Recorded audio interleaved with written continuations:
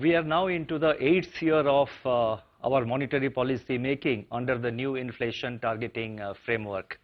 If you remember, this was started in October of 2016. So 7 years are complete. We are into the 8th year. And on a personal note, if I can seek your indulgence, this would be my 32nd monetary policy, including the off-cycle meeting last year and a special meeting. And at the outset, let me also wish each one of you a very happy new year in advance. And this is how the statement reads. As 2023 comes to an end and a new year begins, the long-awaited normality still eludes global economy. The years 2020 to 2023 will perhaps go down in history as the period of great volatility, comprising a host of black swan events in quick succession. The global economy is showing signs of slowdown, though unevenly across geographies and sectors. The emerging market economies, that is EMEs, as a group have remained resilient during the current bout of volatility, unlike previous episodes. While headline inflation has receded from the highs of last year, it remains above target in many countries. Core inflation continues to be sticky, impeding the last mile of disinflation.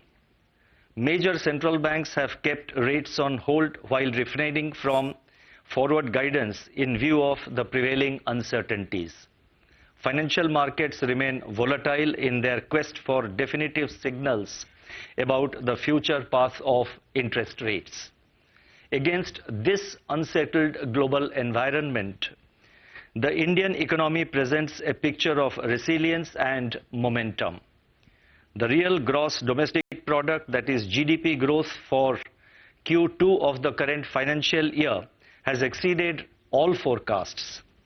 The fundamentals of the Indian economy remain strong, with banks and corporates showing healthier balance sheets, fiscal consolidation on course, external balance remaining eminently manageable, the forex reserves providing cushion against external shocks. These factors, combined with consumer and business optimism, create congenial conditions for sustained growth of the Indian economy. Looking ahead, it is our endeavor to further build on these fundamentals, which are the best buffer against global supply shocks in today's uncertain world. Let me now turn to the decisions and the deliberations of the Monetary Policy Committee, which was held, as you know, on 6th, 7th and today 8th of December. After a detailed assessment of the evolving macroeconomic and financial developments and the outlook, of course, the Monetary Policy Committee decided unanimously to keep the policy repo rate unchanged at 6.5%.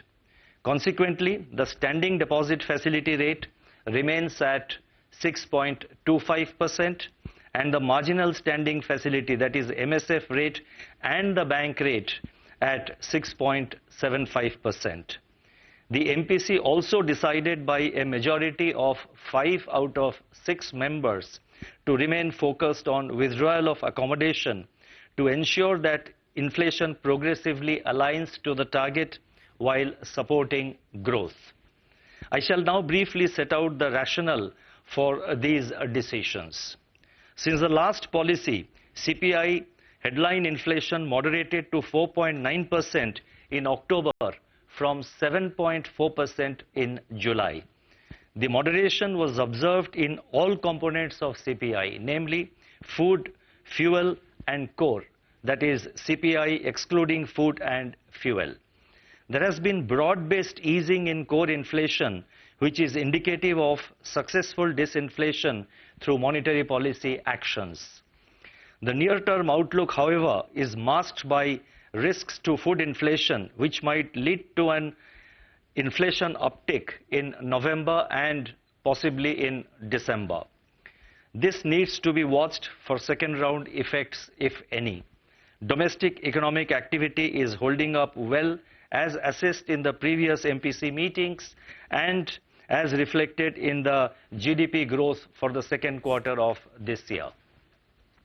Against this backdrop, the MPC decided to keep the policy repo rate unchanged at 6.5%, but remain highly alert and prepared to undertake appropriate policy actions as warranted. Monetary policy must continue to be actively disinflationary to ensure fuller transmission and anchoring of inflation expectations. The rate action so far is still working its way into the economy. Hence, the MPC decided to remain focused on withdrawal of accommodation to ensure that, as I have already stated, to ensure that inflation progressively aligns to the target while supporting growth.